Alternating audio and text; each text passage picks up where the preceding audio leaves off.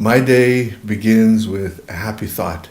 So I've trained myself to be happy about everything. It's coming to work, being with my wife, my child. Back when I was younger, being happy was maybe centered around sports, activities, maybe being with some old friends. But now that's really changed. It's family oriented, and I think happy is about sort of where I am in my life, helping my people with the work that I do, and that's really given me some gratification every day when I get up. And if the job wasn't there, I would still find a way to help somehow. And I think that's where my calling is to help where I can. And that's happiness is also about, for me, smelling the freshly cut green grass, and seeing summer's day, or if it's maybe it's a cool day outside, you're smelling the air, simple things like that. It's really simple for me. Yeah. What do I do for fun? Pretty basic guy. I don't do a lot. Really, I go play orthodox softball in the summertime. I go to the outdoor rinks. It was funny this year. Even sticks and pucks at the sportsplex. So it's pretty basic, fun stuff. I barbecue with some of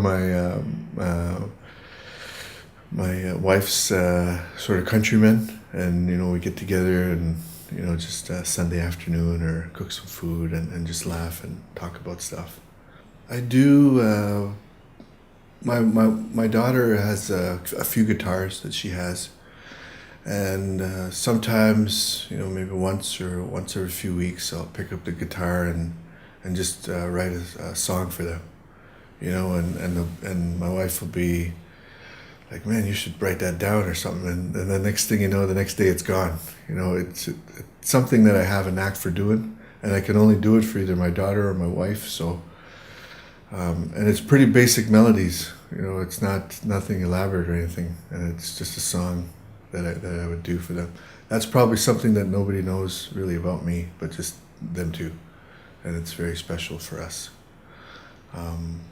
Other than that, there's a lot of other things that I do, but mostly a lot of people know, which is, the sports. I tried to go to the gym and maybe go for a run every once in a while. Rollerblading is something that I do that maybe people don't know. I go out, there's a nice highway on the North Hill, sort of that goes out towards ACC, that you probably wouldn't see me out there, but I go rollerblading out there usually once a week. So yeah, pretty basic stuff. I was a very nonchalant teenager, played a lot of sports, didn't really have a lot of goals, to be honest. It was pretty crazy if you were to look back at Dave, and you'd really wonder where he was going. So was I. Oh jeez. So it's so yeah, it was all about being at the outdoor rinks, and there wasn't really too much of anything else. Sure, school was there, but if you look at me today, and there's a real contrast to how I was back when I was 13, 14. I was also a lot bigger too. I was heftier, and so you probably wouldn't recognize a lot of the pictures. Like I really went to school. I started in early 20s, and then I took like a break of about 10, 12 years, and then I went back and finished. So, usually not a lot of people do that. Take school more seriously, listen to your parents more, and have some goals. Yeah. My family, just coming from my family alone, we had a very sort of dynamic that was it was very different. So I had to be very. I had to want to come out of that, and it was all because of, my mother and my father, their experiences with the residential schools. But wanting to be something.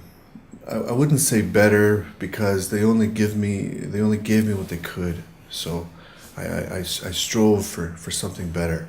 Um, I went to the military, adversity through there. Being a single father, for 8 years, with my daughter's birth mother, and having to go through that. Um, Having adversity to not quit in school, when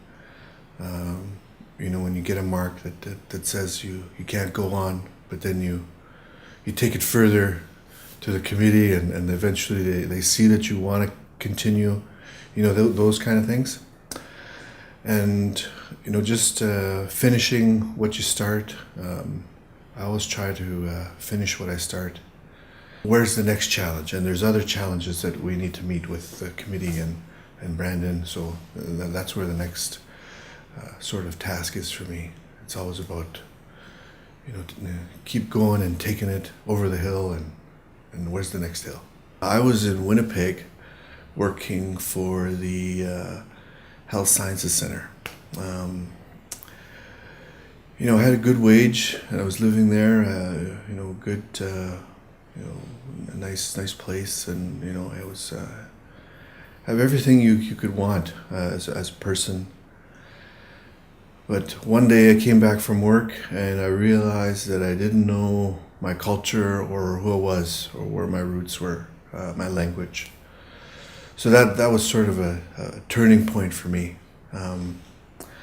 I gave up sort of the city, Winnipeg, and I moved back to my community, and it was an eye-opening experience for me because I was able to meet a lot of people in the work that we did, which was cultural work.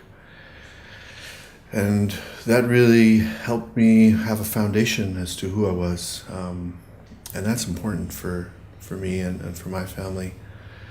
But having a foundation of my culture and my history was something that I never expected would affect me the way it did. And that's sort of the foundation that lifted me to continue school and to sort of do the work that I'm doing. So that was definitely the turning point for me. And if it was a person, it would probably say it would be my grandfather. He was the one that assisted me with all that and helped me to move forward and to get everything that I was looking for with regards to information and history and culture. So yeah, that was big time. And after that, everything sort of came to where we are right now.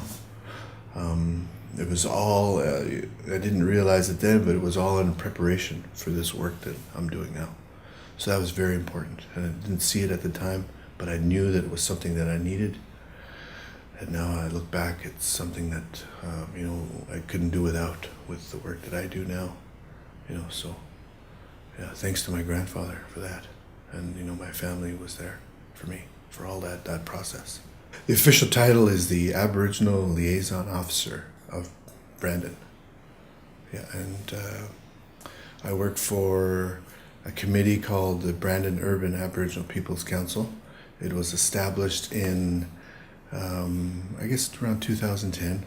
My main goal for this project was to, and maybe we can kind of talk about that, is when everybody watches this, they see a group of people, and it's not necessarily a segment of population in mind, but at the end, an afterthought of, hey, I think those are all Aboriginal people, I think,